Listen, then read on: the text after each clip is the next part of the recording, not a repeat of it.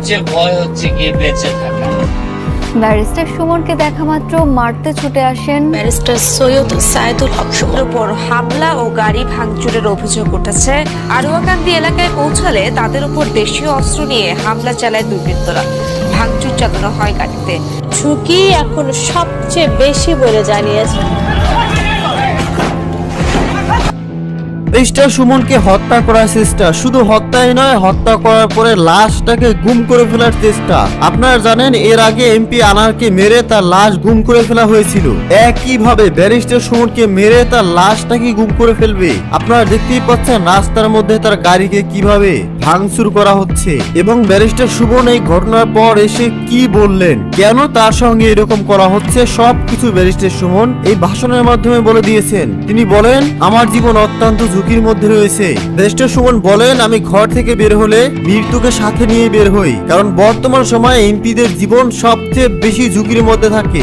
আর আমি যেভাবে মানুষের দুর্নীতিকে ধরিয়ে দিচ্ছি, আমার পিছনে শত্রুর অভাব নেই। বাংলাদেশে যে ভালো মানুষ টিকে থাকতে পারে না তার একমাত্র প্রমাণ ব্যারিস্টার সুমন।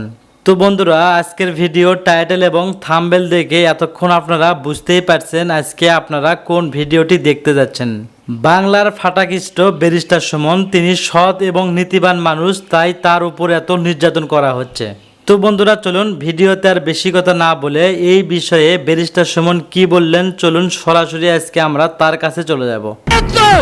মারো, আরে জীবনে একবার এমপি সাল লাগতো না, যে ইজ্জত সম্মান আপনারা মাধবপুরের মানুষ দিচ্ছেন, বাকি জীবন আপনারা গোলামি করলো, আমার এটা দিন পরিশোধ হয় না। সিএনজি স্ট্যান্ড থেকে আমার মতো নেতা কেউ খাইছেন 30,000 মাসে, কেউ খাইছেন 20,000 মাসে, কেউ খাইছেন 10,000 মাসে। আরে রাজনীতি করো আর মানুষের গ্রামের পয়সা খাও, রক্ষা করে না তোমরা। মাধবপুর সোনারঘাট বালা টাকার জায়গা আছে রে, শ্রীমঙ্গল আছে, শ্রীমঙ্গল গ্রান্ড সুলতান আছে, বাহুবল আছে, প্যালেস, ভদ্রলোকরা গিয়া সবই কেন থাকে।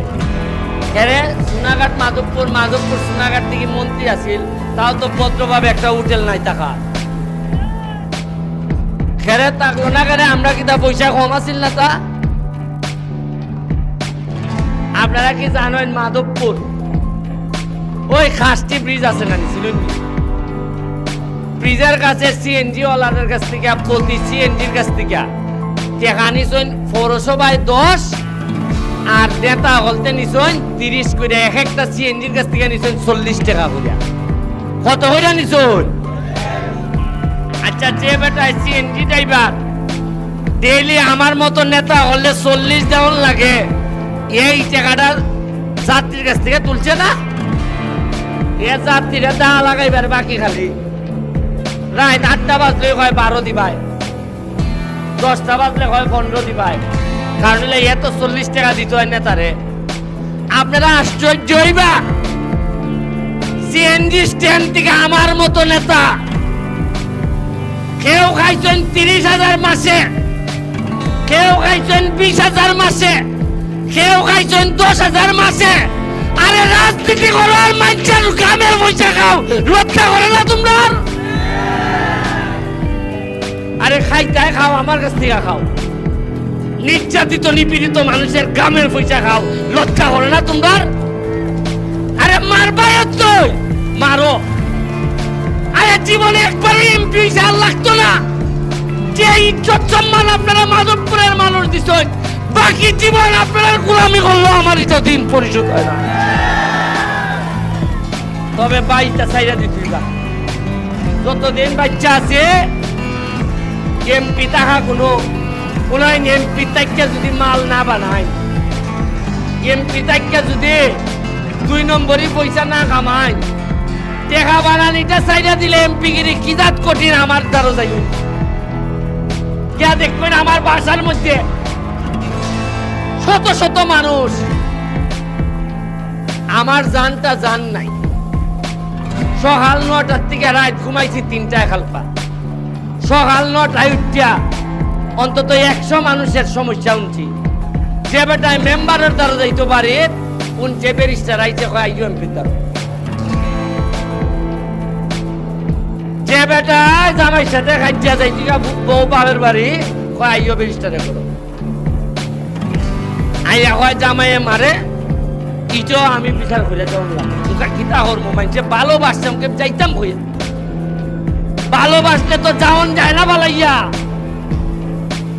ওই 11টার সময় জানাজা 12টার সময় ঘূর্ণিঝড়ে ঘর ফালাই দিছে লাইভ করছি ওই যে ফরিদ ভাইয়ে 10,000 টাকা লাইভের মধ্যে দিছে লাইভ করে গড় ঠিক করে দিয়া গেছে আরেকজনের 2টা কিডনি নাই ফুফে কইছে কিডনি দিব কিন্তু টাকা লাগে 15 লাখ একলার পেট থেকে আরেকলার পেট কিডনি নিতে ওকাই 15 লাখ মাইছে কইতাছে ব্যারিস্টার কেমনে ম্যানেজ করবাই দেখো এরপরে গেলাম ধর্মগড়ের সাথে মিটিং আমরা টুটুলের সহ চেয়ারম্যান সাহেব সহ মিটিং করলাম ওইরা বাগান মালিকদের সাথে মিটিং করলাম চা বাগান মালিকদের সাথে মিটিং করে আমারে নিশ্চিত করছে এরা আমার স্বপ্নগুলা সফল হইতাছে মাধবপুরের মাটিতে মিনিমাম 2-3টা বড় বড় হোটেল হইতাছে 3 স্টার হোটেল হইতাছে যেটা আমাদের জন্য অনেক বেশি কর্মসংস্থানের ব্যবস্থা হইবে আপনি কোনটাই মাধবপুর সোনারঘাট বালা টাকার জায়গা আছে নি শ্রীমঙ্গল আছে শ্রীমঙ্গল গ্রান্ড সুলতান আছে বাহুবল আছে প্যালেস ভদ্রলোকরা গিয়ে সব এখানে থাকে এরে সোনাঘাট মাধবপুর সোনাঘাট থেকে মন্ত্রী আছে তাও তো ভদ্রভাবে একটা হোটেল নাই টাকা খেরে থাকলো না করে আমরা কি তা পয়সা কম আছিল না তা এইখানে যে এতগুলা ইন্ডাস্ট্রির যে বড় বড় মানুষগুলা একটা টাকার হোটেল আসেনি এরা এইখানেও ব্যবসা করে তাকে গিয়ে শ্রীমঙ্গল আর শ্রীমঙ্গল পয়সা কামায় আর আমার লোকগুলা না খাইয়া থাকে একটা হোটেলে আমার কত লোক থাকলো না কাম করলো না আমরা এইভাবে চিন্তা আপনারা যাইন সুরমা বাগানের মাথার 20 নম্বরের মাথার একটা যাত্রী ছাউনি বানাইছি ইটার মধ্যে গরু ছাগলে পায়খানা করতো ইটারে কিতা বানাইছি একবার খালি দেখাই এবার 2টা যাত্রী ছাউনি খালি বানাইছিলাম একটা রামগঙ্গা বাগানের সামনে একটা 20 নম্বর সুরমা বাগানের সামনে 2টা যাত্রী ছাউনি ছাড়ছিলাম খালি মাঠো এতে ইতিহাসের এই নববর্ষ এবং ঈদের সময় ইতিহাসের মধ্যে সবচেয়ে বেশি মানুষের সমাগম হয়েছে আমাদের এলাকায় মনে হয় স্বপ্ন লাগে সততা লাগে আর এমপি নিজেই যদি মাল বানাইবার দান্দা করে তাইলে এলাকার মানুষের আমরা শপথ করতেছি যে আমরা নিজের স্বার্থে কোনোদিন সোনারঘাটের কোনো হক আমরা নষ্ট করতাম না আমি আর খাইরুনের বগলতায় ওজন হইতো না 37 কেজি আর বুট পাইলিছে 76,000 এই খাইরুন ভাইস চেয়ারম্যান খাইরুন সে তো নৌকার আমার বিরোধিতা করছে কিন্তু আমি যখন বিপদে পড়ছি আমার মৃত্যুর কথা কইছে তখন সে অসুস্থ অবস্থায় দাঁড়াই গেছিল আরে লিয়াকত হাসান টাইম দাঁড়াইছুন বাহুবলের উপজেলার চেয়ারম্যান আইয়াখার হয়ে গেছি বিভিন্ন জায়গার মানুষ আইয়াখার হয়েছে আর আমার কি গোপাল রে আমি আমার নেতা হলে খারাপ করতাম পারছি না এই উন্নয়ন আমি আজকে এখানে আইয়া বইছি যখন দেখলাম যে আল্লাহ কিভাবে চাইছেন দেখুন আমি আর খাইরুনের অকলতায় ওজন হইতো না 37 কেজি আর বুট পাইলিছে 76,000 আমার মানুষে কইছে যে বেটা ফুটবল খেলে কিতা পারবো আমি বুট পাইলিছি 98,000 লিয়াকত হাসান মানুষে কইছে আরে বেটা কেন বিচার করতে পারে না তো বিচার এমনই করা মানুষে দিছে 80টার মধ্যে 70টা সেন্টারে পাস করাইতে লাগছে বেটা এনে বিচার পারে না তে অত সেন্টারে পাস করলো কেমনে এর মানে সোনারঘাটের মানুষে আর ইটা চায় না সোনারঘাটের মানুষে চায় ভদ্রলোক শান্তশিষ্ট লোক নেতা হইতো এই এলাকা। ইটার ফল ইটা নানি। আপনারা বাজার কমিটির আরেকটা কথা কই, আপনাদের দেখুন প্রতি সপ্তাহে যে আমি এখানে খেলা দেই, ফুটবল খেলা, আপনারা পাইবেন না যে এটা কোনো খেলা, খালি এটা খেলাটা আমার অন্য জায়গা। কালকে খেলা আছিল, মানুষ হয়েছে মিনিমাম 10,000, আরো বেশি হইব, 15-20,000 মানুষ হয়েছে। আমার খরচ হয়েছে কত জানেন? 70,000। কত খরচ হয়েছে? যারা আইছিল এরা গাজীপুর থেকে আইছে, 70,000 টাকা আমার খরচ হয়েছে টোটাল খাওয়াইয়া টাওয়াইয়া। এই যে 20,000 মানুষ আইছে, এই 20,000 মানুষে এই খেলা দেখার আওয়া যাওয়া কিনা খাটা লইয়া আপনার বাজারে লাভ হয়েছে প্রায় 20 লাখ টাকা।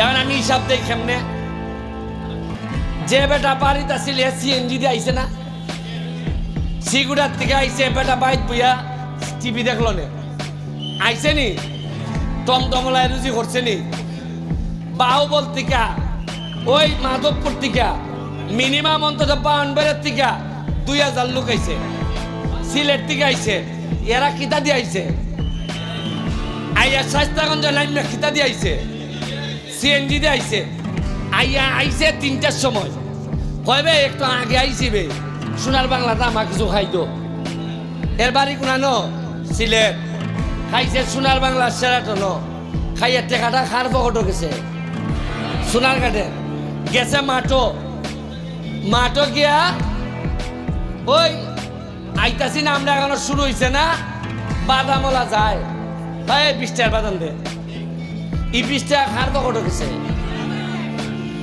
এবারে শশাওয়ালা যায়, বাইরে আজকে বড় গরম রে, একটা শশা দে, এই শশা আইসক্রিম কই গেল, টেকা খার দ্বারও গেছে, সোনাঘাটের দ্বারও গেছে।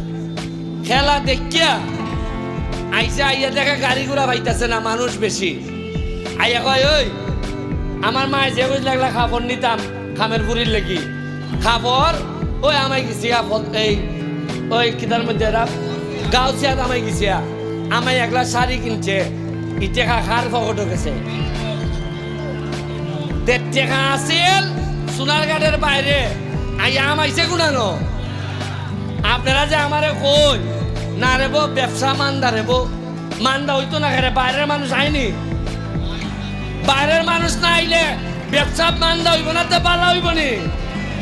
গিয়া দেখুন মাধবপুর, হাজার হাজার শ্রমিক বাইরে, এরা নোয়াবাড়া টোয়াবাড়া লইয়া এরা তো হাম বানাই লিছে, এরা এত অবস্থা ভালো যে লোকে মাধবপুরের আগে চিন্তা করতো ফুলারে ভরাইব কেমনে টাকা, ই লোকে আমারে কয় লন্ডন পাঠাইতাম, লন্ডন টেকালা যা লাগে আমি দিব। এরা কত ডেভেলপ করছে, আমরা পারছি না। এরপরে দেখুন আগামী 1 মাস পরে টুর্নামেন্ট দিতেছি, কিতা টুর্নামেন্ট, 64টা ডিস্ট্রিক্টে দাওয়াত দিব ফুটবল টিম করবার লাগে। ধরেন 30টা খেলা হইব, কয়টা খেলা হইব ডিস্ট্রিক্টে, ব্রাহ্মণবাড়িয়া, সিলেট, মৌলভীবাজারে, কিশোরগঞ্জে এইভাবে খেলা হইব, তাহলে আমার খরচ পড়ব মিনিমাম ধরেন 20 লাখ, আমার খরচ হইব কত? কিন্তু এই 20 লাখে সোনারঘাটের বাজার রেট দিয়া যাইব মিনিমাম 10 কোটি টাকা। কত দিব? এই যে ক্যামেরা দেখতেছুন,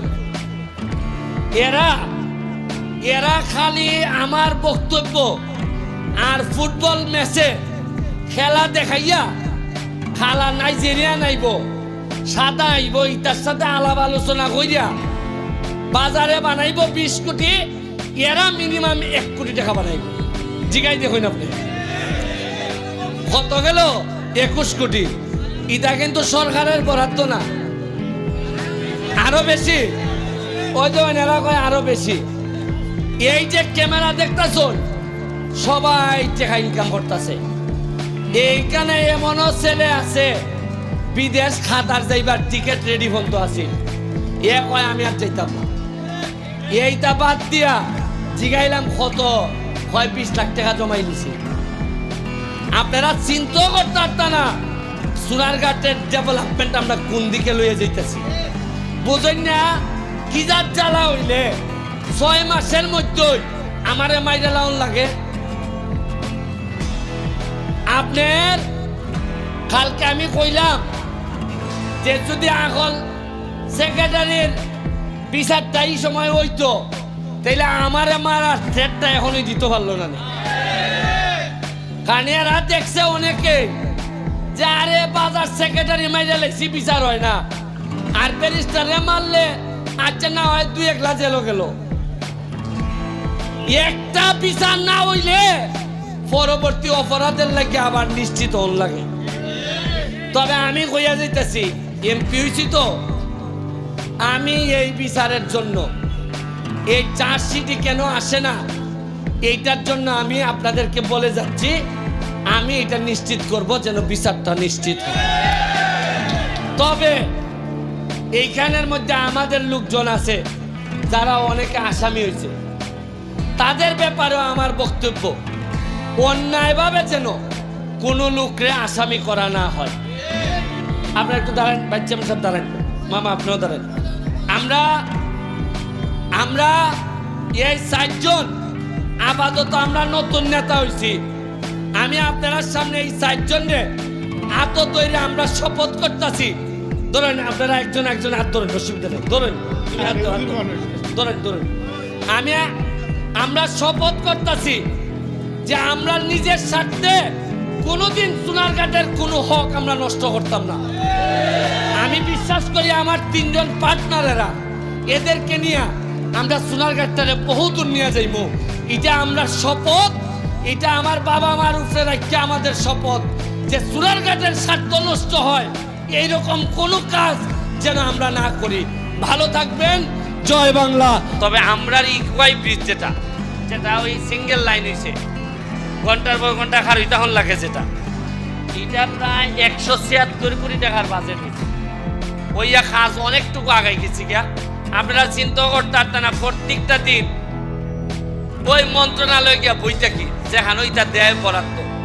আপনারা তো এখানে হয়, আমার খাম কিতা আমি গিয়া ওই যেখানে ছুটে ওই নদীর মুখটা, আপনারা তো আইয়া পুকুরের ভারত খারই, আর আমি ওই নদীর মুখটাত কারইয়া কই আল্লাহর রাস্তায় কিছু দিয়া যাও। এরা আমারে আল্লাহর রাস্তায় দেয়, এমনে দেয় হেমনে দেয়, আবার কিছু কিছু সময় কিছু বয়ও পায়। মনে করে ফুলাটার মুখ চলে বেশি, কোন সময় কিতা হইয়া বয়, এর লেগে কিছু মাল আমরারে দেয়। আরেকটা লোকের প্রশংসা করণ লাগে, না করলে এই শুক্রবারের দিন ওই আপনার পিয়াইও তার বাড়িও ছিলেন, তারে মাশাআল্লাহ এই বরাদ্দের ব্যাপারে যে ভগবানে অত বুদ্ধি দিছেন, আমারে প্রায় যে বুদ্ধি বাদ্ধি দেয়, এই বুদ্ধি খামো লাগাই আমি কইছে যে একটা হাততালি জুড়ে দেও, স্কিপটা আমি করো খেরে কোন জায়গার মধ্যে গেলে খাম হইব। যেমন কোনানো কম দামে মাছ মিলে, এটা যে বেটায় মাছ কিনে এই বেটায় বুঝে না নি, ওই পিয়াই আমারে হয় উইটার যাই গেলে এই যে বরাদ্দ আইতাছে আপনারা আশ্চর্য হইবা। পুরা আমার জানা মতে এখন পর্যন্ত সিভাইয়া আমি মনে হয় সবচেয়ে বরাদ্দ বেশি আনছি। 400 দিনও গিয়া 4টা ব্রিজ পাইছি, এলজিডির 4টা ব্রিজ পাইছি। আগে দিছিল 6টা, এখন দিছে আরো 4টা, মানে 10টা। খালি কেড়ে গিয়া ব্রিজটা পাইছি। যখন আমি গেছি গিয়া দেখি ব্রিজের লেখালেখি চলতেছে, যাইন লেখতাছ তাই না আমার দেখি আরে ব্যারিস্টার সাহেব কেমন আছেন, এই আমার ব্যারিস্টার হিসেবে মানছে মোটামুটি সম্মান করে, মনে করে যে এত পয়সা খায় না। তাই না আমার কইলা যে একটা চা খাই যায়। আমি কইলাম ভাই সাহেব যাই গিয়ে আমি চা আর খাইতাম না। আমি কইলাম যে আপনি আমার চা খাওয়াইয়া যে খুশি করতে চাই, আপনি কষ্ট করে যদি আমারে চা না খাওয়াইন তো আমার প্রতি একটা মন কিতা থাকবো, হারে লোকরে চা খাওয়াইতে পারলাম না। আপনি একটা কাম করুন, আমারে চা খাওয়ানি লাগতো না, কিন্তু আমার একটা ব্রিজ নিয়ে কিছু বাড়াই দিতাম, এই শান্তিটা আমি লইয়ে যাই।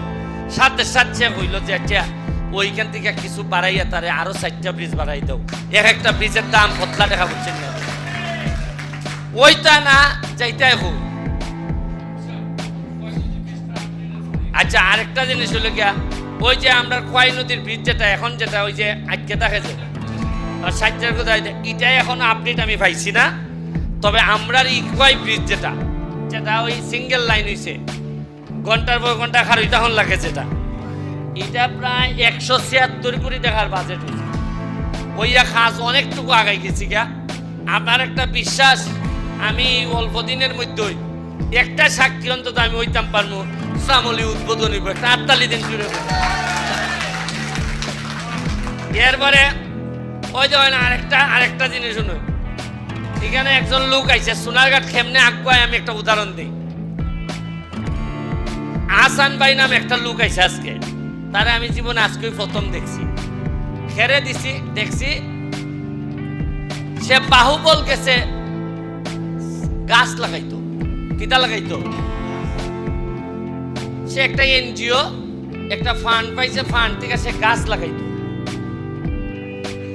লাগাইতো গেছে পরে এখানের মানছে ওই যে সে যে জায়গাটাত গাছ লাগাইতো এই জায়গার কিছু কিছু দুষ্ট লোক আছে, এরা তো অনেক ভালো লোক আছে, কিছু দুষ্ট লোক আছে, তারে কইছে গাছ লাগাইতে আর না লাগাইলে আমরাই লাগাইমু, টেকা হইছে আমরাই দিলাম।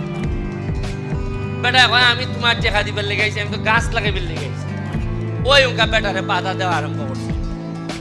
ওই আমি যখন খবর পাইছি আমি কইছি রে ভাই তুমি এই গাছ টাইন লই আইও সোনারঘাট, তোমার কেউ টেকা চাইতো না, চান্দা চাইতো না, তুমি আরাম কইরা লাগাইতে আর ভাই, যেহেতু আমি এমপি আছি কিলাই উনকা চান্দা নিতা, মনে করেন আমি থাকতে পারবানি চান্দা নিতা, মনে করেন পারবানি?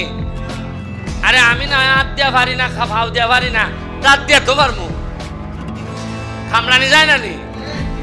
ওই তখন নৌকা মনে করেন কিছু কয়েক 3-4 হাজার ভালো ভালো গাছ লাগবে, এটা আসিল খার বরাদ্দ পাও বলে আইছে কোনাইন দিয়া, এর লাগে ভদ্রলোকের দাম আছে। ভদ্রলোক যদি তা হইন সারা পৃথিবী আপনারা দিবার লেগে বই থাকে, সারা পৃথিবী আপনারা উন্নয়ন দিতে চায়, কিন্তু নিশ্চিত করতেই বা যে আপনি উন্নয়ন আইন না যাতে কাটিং মাটিং করতে পারতাম না। আমি ধন্যবাদ জানাই এই যে ফিসে আমরা ছাত্রলীগ, আমি জীবনে ছাত্রলীগ করছি, কেন্দ্রীয় কমিটির সহ সম্পাদক আসলাম, জসিমউদ্দিন আলের ভাইস প্রেসিডেন্ট আসলাম, যুবলীগের আইন বিষয়ক সম্পাদক আসলাম, কিন্তু আমি যখন রাজনীতিটা করছি কত আরাম পাইছি না, যতটা আরাম এখন আমি পাইতেছি আমার সোনারঘাট নতুন কমিটি যে ছাত্রলীগের পোলাপান যে আদর্শ নিয়ে আজকে নেতা হইছে, আপনি চিন্তা করতে পারতেন না, এরার প্রতি আমার সম্মান বাইরে গেছি গা।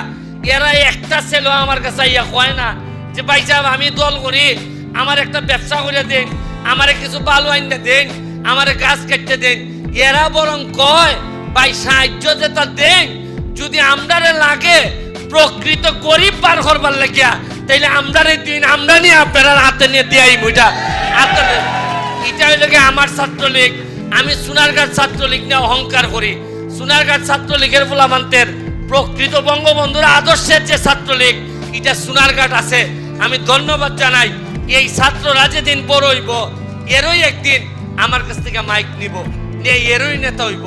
আজকে যদি সৎ লোক পয়দা করে যেতাম পারি তাইলে দেখবা আমার পরবর্তীত আরো সৎ লোক এলাকার নেতা হইব, এটাই হইব আমার এমপি হিসাবে সবচেয়ে বড় সফলতা। আমি তোমার সময় হয়ে গেছি গা, সবাই যারা উপস্থিত হয়েছেন ধন্যবাদ জানাইয়া। আরো বালা বালা খবর আছে, আরো বরাদ্দ আইতেছে, কত দিবাই অবশ্যই যাবে। আমি তো দেখি চেয়ারম্যান করলে ভালাই জায়গা যে বেটা অত খাম দেয়, ই অত খাম। আমি ওই উমুয়ার ছাত্রদের যে উমুয়াক থাকে এত বরাদ্দ পাইবা, আমি মাত্র 5.5 মাসে আমি অবশ্যই গেছি গা।